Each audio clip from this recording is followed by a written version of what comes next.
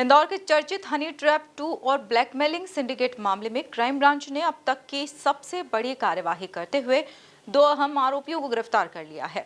इस high profile racket में सागर की रहने वाली रेशु उर्फ अभिलाषा चौधरी और इंदौर पुलिस के इंटेलिजेंस विंग में पदस्थ हेड कांस्टेबल विनोद शर्मा की गिरफ्तारी के बाद कई बड़े खुलासे होने की संभावना जताई जा रही है।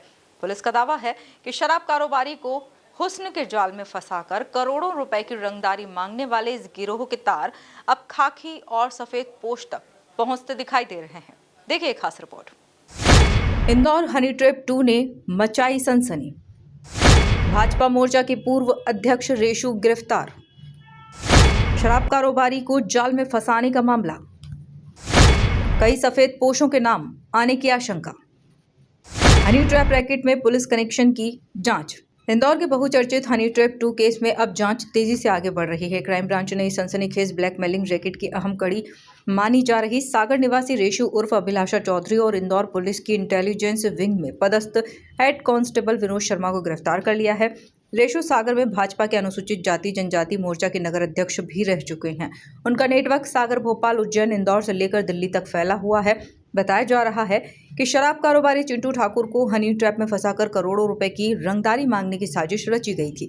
इस पूरे मामले में महिला नेटवर्क, पुलिस कनेक्शन और रसूखदार लोगों की भूमिका सामने आने के बाद जांच एजेंसियां भी सक्रिय हो गई हैं। सूत्रों के मुताबिक मामले की गंभीरता को देखते हुए दिल्ली से इंटेलिजेंस ब्यूरो यानी आईबी के अधिकारियों ने भी इंदौर पुलिस से पूरे केस की जानकारी मांगी है। आईबी अब आरोपियों के नेटवर्क, संपर्क और आर्थिक लेन देन की जांच में जुट गई है। क्राइम ब्रांच ने दोनों आरोपियों को कोर्ट में पेश किया है, जहां से न्यायालय ने उन्हें 25 मई तक पुलिस रिमांड पर भेज दिया है। अब रिमांड के दौरान mobile chat, call record, bank खातों, डिजिटल ट्रांजैक्शन की जांच के जरिए कई और बड़े नामों के सामने आने की आशंका है। जो ब्लैकमेलिंग का केस हुआ है उसमें ज़मीन से जुड़े एक कारोबारी के साथ जो घटना हुई है उसमें पूर्व में 5 आरोपियों की अरेस्टिंग हो चुकी है। कल रेशु चौधरी को भी पूछताछ के उपरांत उसके खिलाफ साक्ष्य मिलने पर उसकी गिरफ्तारी हुई है और विनोद शर्मा जो प्रधान आरक्षक हैं उनकी भी गिरफ्तारी की गई है।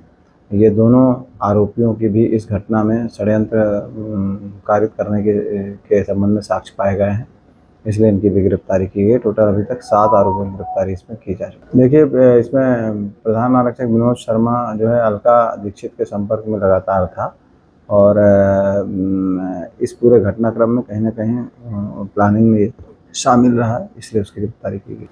अभी ऐसा कोई प्रस्ताव नहीं दिया गया है और ना ही इस पर कोई विचार किया जा रहा है। श्वेता के खिलाफ पर्याप्त साक्ष्य हैं, उसमें जो गिरफ्तारी की गई है वो साक्ष्यों के आधार पर की गई है, उसके खिलाफ भी कार्रवाई की जाएगी।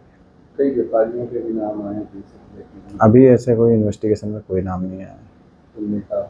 नहीं, अभी ऐसा कुछ भी नहीं आया है। जो ब्लैकमेलिंग का जो केस हुआ है जिस बिल्डर के खिलाफ, उसके विरुद्ध इन आरोपियों के विरुद्ध पर्याप्त साक्ष्य हैं और इसमें अभी अहम जानकारी पुलिस से मांगा जाकर पूछताछ की जाकर जुटाई जा रही है। इनके मोबाइल में से और कोई सी वीडियो अभी ऐसा कोई साक्ष्य सामने नहीं है। इससे पहले इस मामले में लेडी तस्कर अलका दीक्षित, उसका बेटा जयदीप, लाखन चौधरी, जितेंद्र पुरोहित, कथित मास्टरमाइंड श्वेता जैन को भी गिरफ्तार कर जेल भेजा जा चुका है। अब पुलिस की नजर उन सफेद पोश चेहरों पर है जिन पर इस पूरे ब्लैकमेलिंग सिंडिकेट को संरक्षण देने का आरोप लग रहा है। Bureau report, MP news, Indore.